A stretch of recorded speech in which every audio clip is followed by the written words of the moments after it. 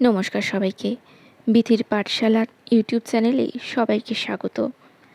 আজকের নিবেদন বিভূতিভূষণ বন্দ্যোপাধ্যায়ের লেখা একটি গল্প, আমার লেখা।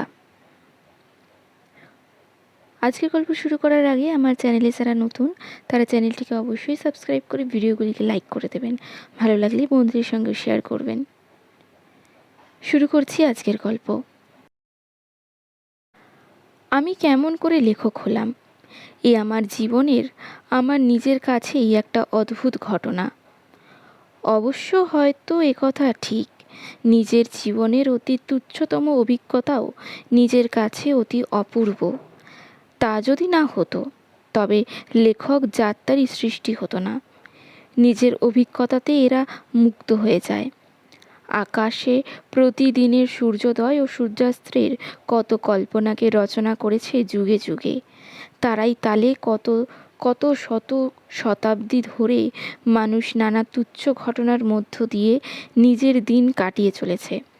মানুষের জন্ম মৃত্যু, আশা নৈরাশ্য, হর্ষ বিবাদ, ঋতুর পরিবর্তন, বনপুষ্পের আবির্ভাব ও তিরোভাব, কত ছোট বড় ঘটনা ঘটে যাচ্ছে পৃথিবীতে। কে এসব দেখে?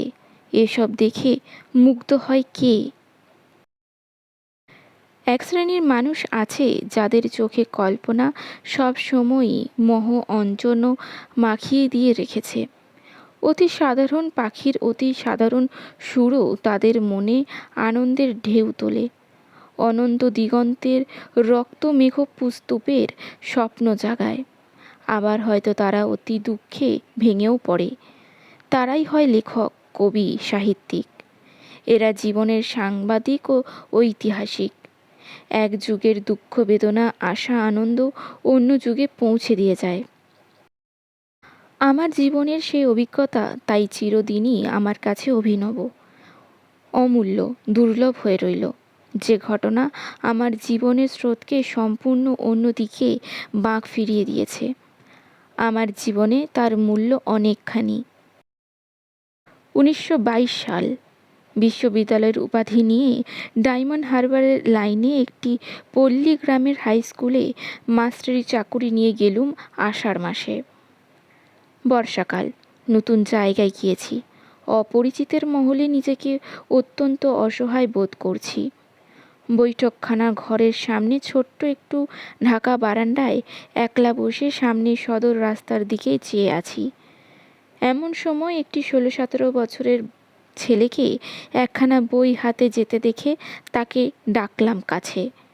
আমার উদ্দেশ্য তার হাতে কী বই দেখব এবং যদি সম্ভব হয় পড়ার জন্য চেয়ে নেব একদিনের জন্য। বইখানা দেখেছিলাম, একখানা উপন্যাস। তার কাছে চাইতে সে বললে, এ লাইব্রেরির বই, আজ ফেরত দেওয়ার দিন। আপনাকে তো দিতে পারি নে, তবে লাইব্রেরির থেকে বই বদলে এনে দেবক্ষণ। লাইব্রেরি আছে এখানে? বেশ ভালো লাইব্রেরি, অনেক বই, 2 আনা চাঁদা। আচ্ছা, চাঁদা দেব, আমার বই এনে দিও।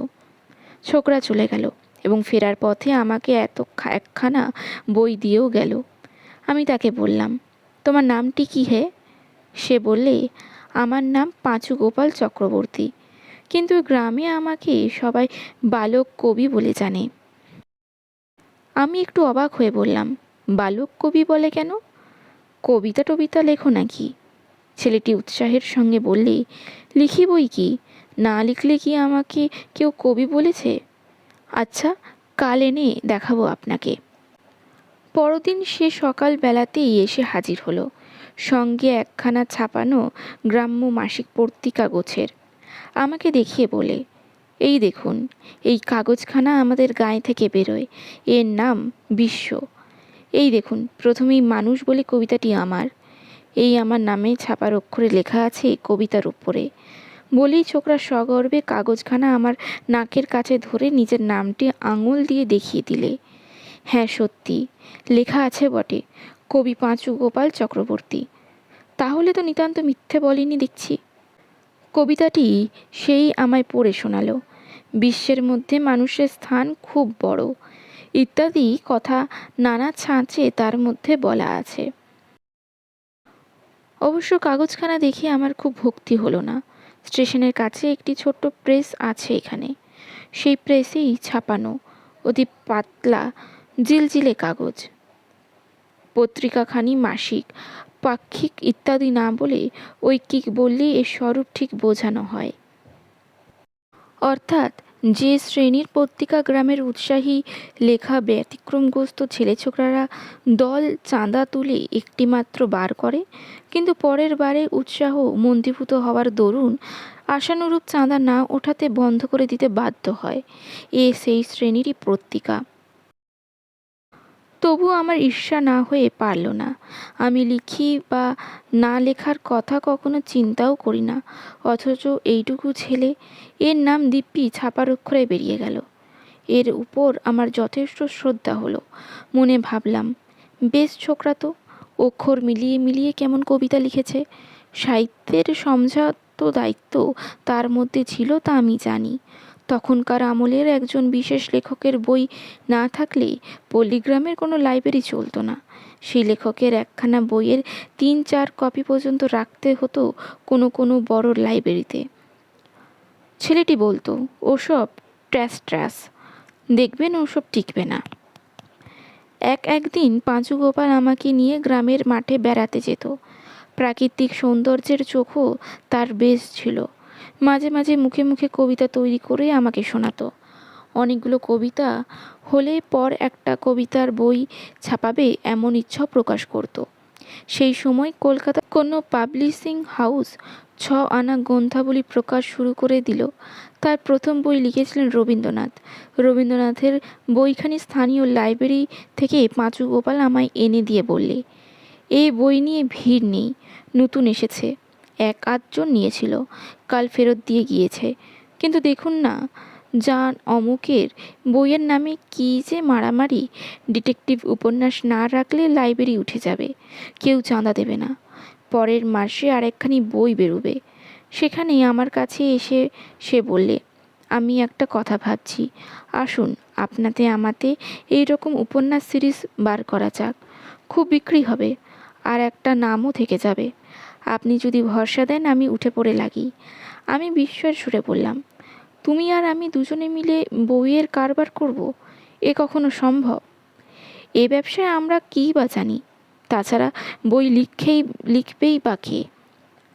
এতে লেখকদের পারিশ্রমিক দিতে হবে, যে পয়সাই বা দেবে কে? সে হেসে বলে, যা, তা কেন, বই লিখবেন আপনি, আমিও 2-1খানা লিখব, পরকে টাকা দিতে যাব কেন? বাংলা সাহিত্যকে ভালোবাসতাম বটে, কিন্তু নিজে কলম ধরে বই লিখব, এ ছিল সম্পূর্ণ দুরাশা আমার কাছে। অবশ্যই পাঠ্যাবস্থায় অন্য কোনো ছাত্রের মতো কাগজ ম্যাগাজিনে 2-একটা প্রবন্ধ, 1-8টা কবিতা যে লিখেছি তাও নয়, বা প্রতিবেশীর অনুরোধে বিবাহের প্রীতি উপহারে বই বা কবিতা যে 2-4টি না লিখেও দিয়েছিলাম তাও নয়। কিন্তু সে কে না লিখে থাকে। সুতরাং আমি তাকে বললাম, লেখা কি ছেলে খেলা হে, যে কলম নিয়ে বসলেই হলো? ওসব খামখেয়ালি ছাড়ো। আমি এখনও লিখিনি, লিখতে পারবও না। তুমি হয়তো পারবে, আমার দ্বারা ওসব হবে না। সে বললে, খুব হবে। আপনি যখন বিএ পাস তখন আপনার কাছে এমন কিছু কঠিন নয়, একটু চেষ্টা করুন, তাহলেই হয়ে যাবে। তখন বয়স অল্প, বুদ্ধিশুদ্ধি পাকেনি। তবু আমার মনে হলো, বিএ পাস তো অনেকেই করে, তাদের মধ্যে সকলে কি লেখক হয় না? অথচ বিএ পাস করা লোকেদের উপর পাঁচু গোপালের এই অহেতুক শ্রদ্ধা ভেঙে দিতেও মন চাইল না। এ নিয়ে কোনো তর্ক আমি আর তার সঙ্গে করিনি।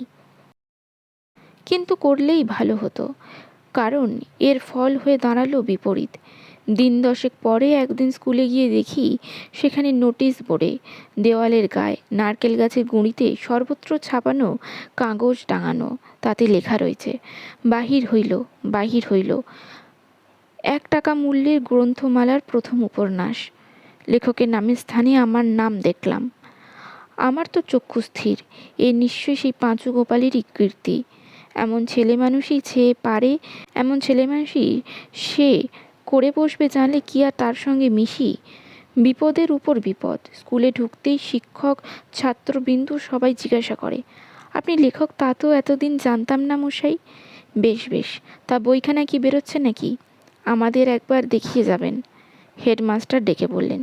তা স্কুলের লাইব্রেরিতে একখানা বই দিতে হবে। সকলে নানা রূপ সকৌতূহল প্রশ্ন এড়িয়ে চলি সারাদিন।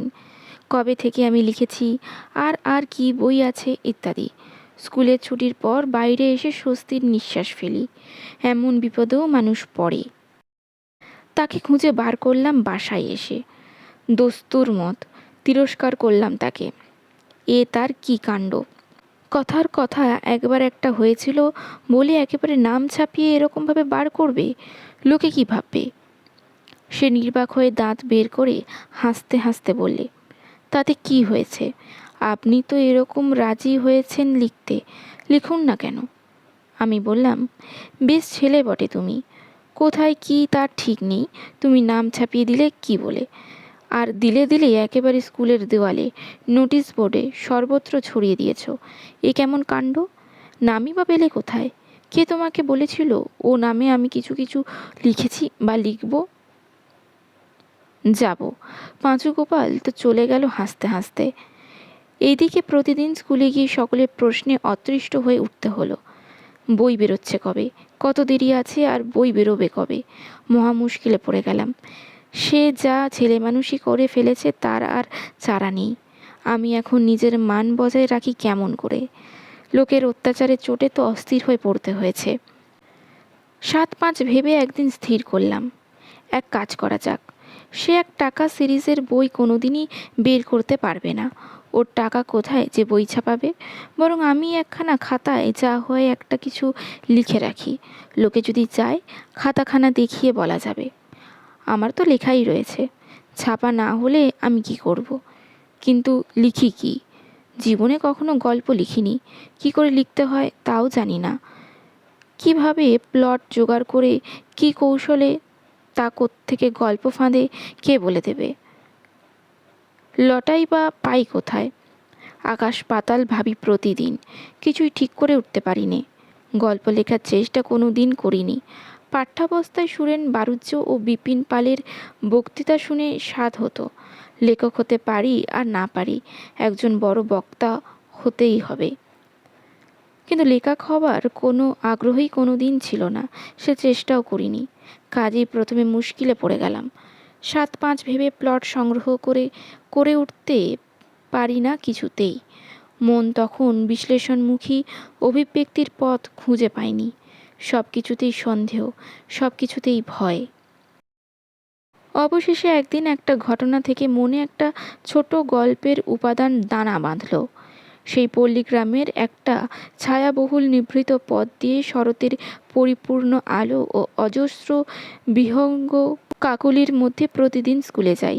আর একটি গ্রাম্য বধূকে দেখি পথিক পার্শ্বের একটি পুকুর থেকে জল নিয়ে কলসি কাঁখে প্রতিদিন স্নান করে ফেরেন। প্রায় তার সঙ্গে আমার দেখা হয়, কিন্তু দেখা ওই পর্যন্ত। তার পরিচয় আমার অজ্ঞাত, এবং বোধহয় অজ্ঞাত বলেই একটি রহস্যময় মূর্তিতে তিনি আমার মানসপটে একটা সাময়িক রেখা অঙ্কিত করেছিলেন। মনে মনে ভাবলাম, এই প্রতিদিনের দেখা অথচ সম্পূর্ণ অপরিচিত বধূটিকে কেন্দ্র করে একটি গল্প আরম্ভ করা যাক তো, কি হয় দেখি। গল্প শেষ করে সে গ্রামের 2-1 জনকে পড়ে শোনালাম, পাঁচুকেও। কেউ বলে ভালো হয়েছে, কেউ বললে মন্দ হয়নি। আমার একটি বন্ধুকে কলকাতা থেকে নিমন্ত্রণ করে গল্পটি শুনিয়ে দিলাম, সেও বললে ভালো হয়েছে। আমি তখন একেবারে কাঁচা লেখক, নিজের ক্ষমতার উপর কোনো বিশ্বাস আদৌ জন্মায়নি। যে আত্মপ্রত্যয় লেখকের একটি বড় পুঁজি, আমি তখন তা থেকে বহু দূরে। সুতরাং অপরের মতামতের উপর নির্ভরশীল না হয়ে উপায় কি? আমার কলকাতার বধূটির সমসাময়িক দায়িত্বের উপর আমার শ্রদ্ধা ছিল। তার মতো শুনে খুশি হলাম। পাড়াগাঁয়ের স্কুলমাস্টারি করি, কলকাতার কোনো সাহিত্যিক বা পত্রিকার সম্প্রদায়কেই চিনি না। সুতরাং লেখা ছাপানো সম্বন্ধে আমার এক প্রকার হতাশ হতেই হলো। এইভাবে পুজোর অবকাশ এসে গেল। ছুটিতে দেশে গিয়ে কিছুদিন কাটিয়ে এলাম। পুনরায় ফিরে এসে কাগজপত্রের মধ্যে থেকে আমার সেই লেখাটি একদিন বার করে ভাবলাম, আজ একটি কলকাতায় গিয়ে নিয়ে একবার চেষ্টা করেই দেখা যাক। ঘুরতে ঘুরতে একটি পত্রিকা অফিসের সামনে এসে পড়া গেল। আমার মতো অখ্যাত নতুন লেখকের রচনা তারা ছাপাবে এই দুরাশা আমার ছিল না। তবুও সাহস করে গিয়ে ঢুকে পড়লাম। দেখা যাক না কি হয়, কেউ খেয়ে তো ফেলবে না, না হয় লেখা নাই ছাপবে। ঘরে ঢুকেই একটি ছোট্ট টেবিলের সামনে যাকে কর্মরত দেখলাম তাকে নমস্কার করে ভয়ে ভয়ে বলি, একটা লেখা এনেছিলাম। ভদ্রলোক মৃদুস্বরে জিজ্ঞাসা করলেন, আর কোথাও আপনার লেখা কি বেরিয়েছিল? আচ্ছা, রেখে যান, মনোনীত না হলে ফেরত যাবে, ঠিকানাটা রেখে যাবেন। লেখা দিয়ে এসে স্কুলে সহকর্মী ও গ্রামের আলাপি বন্ধুদের বলি। লেখাটা নিয়ে বলেছে শিগগিরই ছাপাবে। চুপি চুপি ডাকঘরে গিয়ে বলে এলাম, আমার নামে যদি বুক পোস্ট এসেছে কিছু আসে তবে আমাকে স্কুলে বিলি যেন না করা হয়, কারণ লেখা ফেরত এসেছে এটা তাহলে জানাজানি হয়ে যাবে সহকর্মী ও ছাত্রদের মধ্যে। দিন গুনি একদিন সত্যি ডাক পিয়ন স্কুলে আমায় বললে, আপনার নামে একটা বুক পোস্ট এসেছে, কিন্তু গিয়ে নিয়ে আসবেন। আমার মুখ বিবর্ণ হয়ে গেল। নবজাত রচনার প্রতি অপরিসীম দরদ যারা অনুভব করেছেন তারা বুঝবেন আমার দুঃখ। এতদিনের আকাশকুসুম রচনা তবে ব্যর্থ হলো, লেখা ফেরত দিয়েছে। কিন্তু পরদিন ডাকঘর থেকে বুক পোস্ট নিয়ে দেখি যে আমার রচনাই বটে, কিন্তু তার সঙ্গে পত্রিকার সহকারী সম্পাদকের একটি চিঠি। তাতে লেখা আছে, রচনাটি তারা মনোনীত করেছেন, তবে সামান্য একটু আধটু অদল বদলের জন্য ফেরত পাঠানো হলো। যেটুকু করে আমি যেন লেখাটি তাদের ফেরত পাঠাই, সামনের মাসে ওটা ছাপা হবে। অপূর্ব আনন্দ আর দিগ্বিজয়ী গর্ব নিয়ে ডাকঘর থেকে ফিরি। সগর্বে নিয়ে গিয়ে চিঠিখানা দেখাতেই সবাই বলেন, কারুর সঙ্গে আপনার আলাপ হয়ে আছে বুঝি ওখানে? আজকাল আলাপ না থাকলে কিছু হবার জোটই নেই, সব খোসামত জানেই নেই তো। তাদের আমি কিছুতেই বোঝাতে পারলাম না যার হাতে লেখা দিয়ে এসেছিলাম তার নাম পর্যন্ত আমার জানা নেই। তারপর সে আমার গ্রামের কোনো লোক রইলও না যে আমার চিঠিখানা একবার দেখলে। কারোর সঙ্গে দেখা হলে পথে তাকে আটকায় এবং সম্পূর্ণ অকারণে চিঠিখানা আমার পকেট থেকে বেরিয়ে আসে এবং বিবর্ণ মুখে তাকে বলি, তাই তো, ওরা আবার একখানা চিঠি দিয়েছে, একটা লেখা চায়। সময় বা যেমন অক্ষর নিজের নামে দেখার বিস্ময় আমার স্মরণে আছে, ভুলিনি। নিজে প্রকাশ করার মধ্যে যে গৌরব এবং আত্মপ্রসাদ নিহিত, লেখক জীবনের বড় পুরস্কার সবচেয়ে তাই। স্বচ্ছ সরল ভাবনাভূতির যে বাণীরূপ কবি এবং কথাশিল্পী তার রচনার মধ্যে দিয়ে যান, তার সার্থক হয় তখনই যখন পাঠক সেই ভাব নিজের মধ্যে অনুভব করেন। এই জন্য লেখক ও পাঠকের সহানুভূতি ভিন্ন কখনো কোনো রচনায় সার্থকতা লাভ করতে পারে না। বালক কবির নিকট আমি কৃতজ্ঞ, সেই একরকম জোর করে আমাকে সাহিত্য রচনার ক্ষেত্রে নামিয়েছিল। পাঁচু গোপালের সঙ্গে মাঝে দেখা হয়েছিল। সে এখন 24 পরগনার কাছে কি একটা গ্রামের উচ্চ মাধ্যমিক পাঠশালার হেডমাস্টার। এখনও সে কবিতা লেখে। আজকের গল্পটি কেমন লাগলো কমেন্টে অবশ্যই জানাবেন। ভালো লাগলে একটি লাইক করবেন এবং আমার চ্যানেল নতুন হয়ে থাকলে চ্যানেলটিকে সাবস্ক্রাইব করবেন। নমস্কার।